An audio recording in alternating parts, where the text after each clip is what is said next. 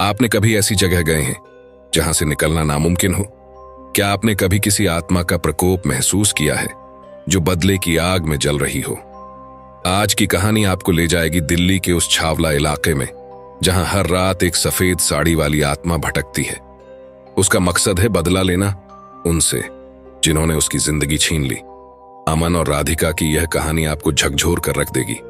कैसे ये मासूम जोड़ा एक खतरनाक जाल में फंसा जहां से बाहर निकलना नामुमकिन था। लेकिन सवाल यह है, क्या वे इस छावला के घेरे से बच पाए या आज भी ये घेरा उनके साथ है? वीडियो को आखिरी तक जरूर देखें, क्योंकि हर मोड़ पर आपको एक ऐसा रहस्य मिलेगा जो आपकी रूह कंपा देगा। और अगर आप ऐसी ही खौफनाक और रहस्यमयी कहानियां पसंद करते हैं तो हमारे चैनल को सब्सक्राइब करना ना भूलें, क्योंकि यहां हर कहानी एक राज खोलती है और कई राज छुपा जाती है। तो चलिए आज छावला के घेरे की खतरनाक दास्तान शुरू करते हैं। रात के 11 बज रहे थे। राधिका और अमन अपनी नई SUV से दिल्ली से गुड़गांव जा रहे थे। सड़क सुनसान थी, चारों तरफ घना कोहरा और ठंडी हवा। अमन गाड़ी चला रहा था और राधिका ने थर्मस से चाय का कप भरते हुए कहा, अमन, ये जगह कुछ अजीब सी लग रही है। यहां पहले कभी इतना सन्नाटा नहीं देखा। अमन ने हंसते हुए कहा, तुम्हें तो हर जगह अजीब लगती है, ज्यादा सोचो मत, बस थोड़ी देर में घर पहुंच जाएंगे। जैसे ही गाड़ी ने आगे बढ़ना शुरू किया, अचानक अमन ने ब्रेक लगाई। सामने सड़क पर एक सफेद साड़ी पहने औरत खड़ी थी। उसका चेहरा कोहरे में ढका हुआ था। राधिका ने घबराते हुए पूछा, ये कौन है? इतनी रात को यहां क्या कर रही है? अमन ने शीशा नीचे करके पूछा, मैडम, आपको मदद चाहिए? औरत ने बिना कुछ कहे गाड़ी की ओर इशारा किया। अमन ने अनमने मन से गाड़ी का दरवाजा खोला, लेकिन औरत वहां से गायब हो गई। अमन और राधिका दोनों ने एक दूसरे की ओर देखा, लेकिन कुछ समझ नहीं आया। गाड़ी आगे बढ़ी, लेकिन अब वे बार बार एक ही जगह पर वापस आ रहे थे।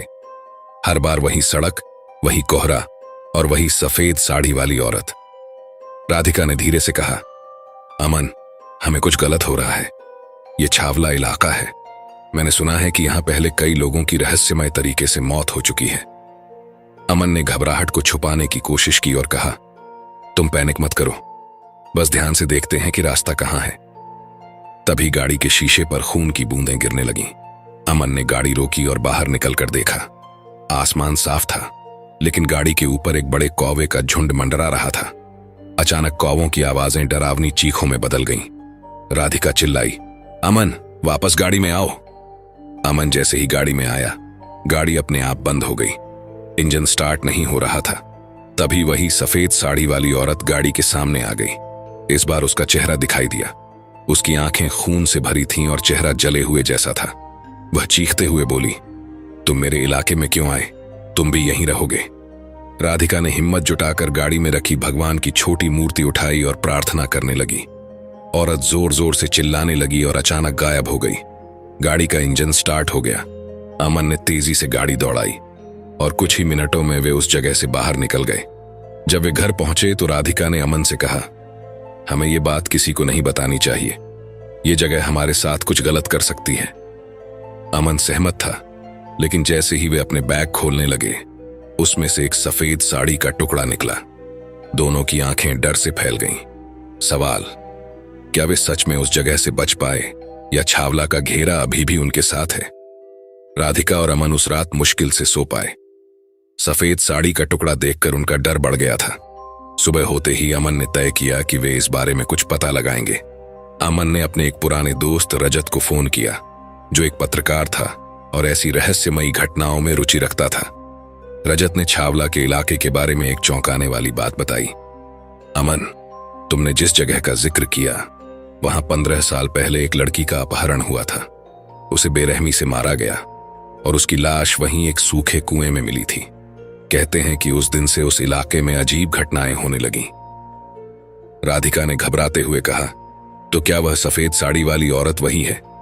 रजत ने कहा, हो सकता है, लेकिन तुम लोग किसी तांत्रिक या पुजारी से बात करो, वह आत्मा बहुत गुस्से में लगती है। अमन और राधिका उस दिन के बाद भी सामान्य महसूस नहीं कर पाए।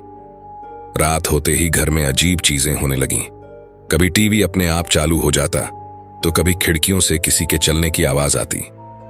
एक रात जब वे सोने की कोशिश कर रहे थे, राधिका की नींद अचानक खुल गई। उसने देखा कि बेडरूम के कोने में वही सफेद साड़ी वाली औरत खड़ी थी। उसकी जलती हुई आंखें राधिका को घूर रही थीं। वह धीरे धीरे उसकी ओर बढ़ने लगी। राधिका चीखने लगी, अमन उठो। अमन जागा और उसने भी उस औरत को देखा। वह जल्दी से राधिका को पकड़कर बेडरूम से बाहर ले गया। जैसे ही वे बाहर आए, दरवाजा अपने आप बंद हो गया। कमरे के अंदर से किसी के जोर जोर से हंसने और रोने की आवाजें आने लगी। अमन ने तुरंत रजत को बुलाया और तीनों ने एक स्थानीय तांत्रिक को बुलाया। तांत्रिक ने घर का निरीक्षण करते हुए कहा, इस आत्मा को किसी से बदला चाहिए। तुम दोनों गलती से उसके इलाके में गए और अब यह आत्मा तुम्हें नहीं छोड़ेगी। अगर इसे रोकना है तो हमें उसी कुएं के पास चलना होगा जहां यह आत्मा फंसी है। अमन, राधिका, रजत और तांत्रिक उस रात छावला के उसी सुनसान इलाके में पहुंचे। कुएं के पास पहुंचते ही ठंडी हवा चलने लगी।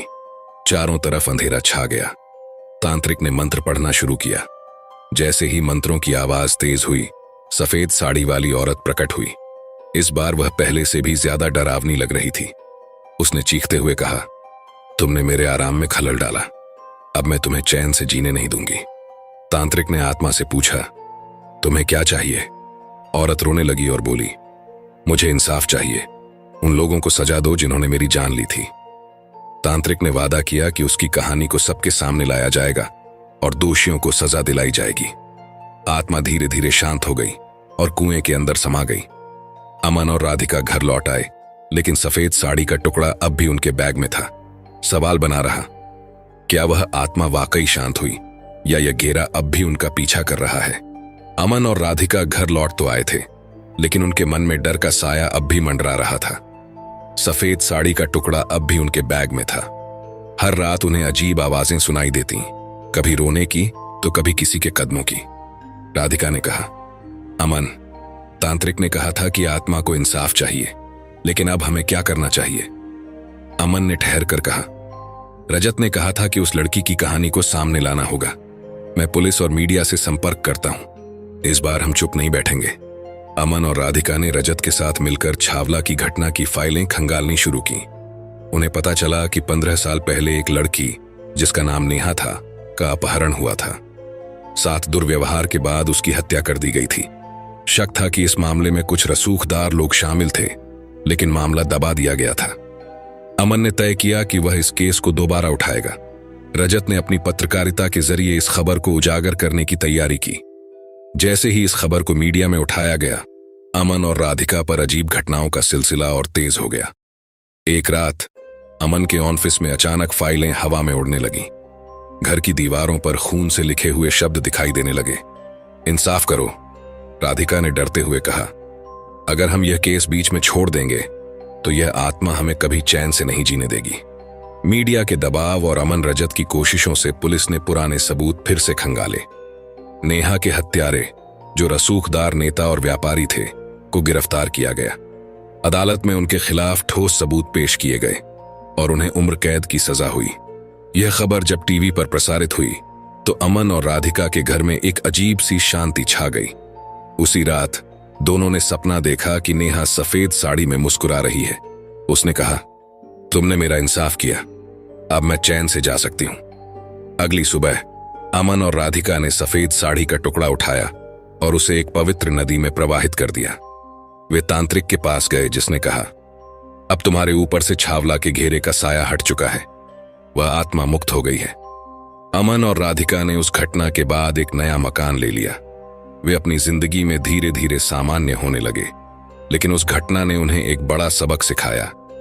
अन्याय के खिलाफ खड़ा होना जरूरी है, क्योंकि कभी कभी इंसान की चुप्पी भी किसी की आत्मा को बंधक बना सकती है। यह कहानी यहीं खत्म होती है, लेकिन एक सवाल छोड़ जाती है, क्या आपके शहर या गांव में भी ऐसी कोई भयानक कहानी या रहस्य छुपा है? क्या वहां भी कोई श्रापित जगह है, पुरानी हवेली या ऐसा घातक राज है जो अब तक उजागर नहीं हुआ? अगर हाँ, तो हमें अपने शहर या गांव का नाम कमेंट करके बताएं। हो सकता है अगला वीडियो आपकी कहानी पर हो। आखिर डर के पीछे एक सच छुपा होता है। क्या आप तैयार हैं उसका सामना करने के लिए?